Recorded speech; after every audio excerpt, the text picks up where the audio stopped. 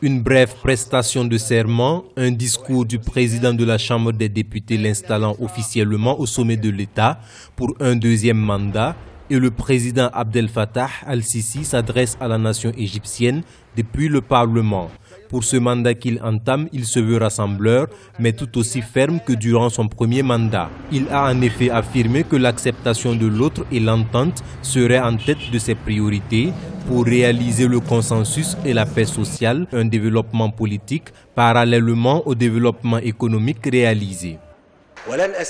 Je n'exclurai personne de cet espace commun, à l'exception de ceux qui choisissent la violence, le terrorisme et la pensée extrémiste comme un moyen d'imposer leur volonté. Tous seront soumis à la même loi et je suis le président de tous les Égyptiens, de ceux qui sont avec moi et de ceux qui s'opposent à moi.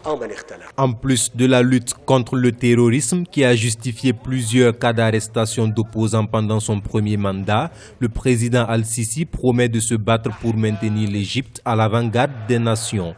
Même s'il affiche une assurance et une sérénité, il est à noter que des défis se présentent à lui dans le cadre de ce mandat.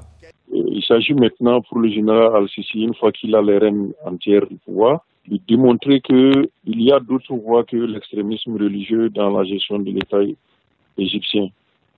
Et cela va être une tâche beaucoup plus difficile que ne l'a été la mise à l'écart des membres des frères musulmans. Maintenant qu'il va falloir gérer la société égyptienne et les défis de l'emploi, les défis du développement socio-économique, on verra bien si le général a aussi les qualités à ce niveau-là.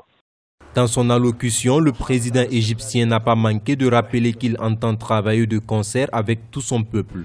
Pour lui, il y va de la grandeur de l'Égypte.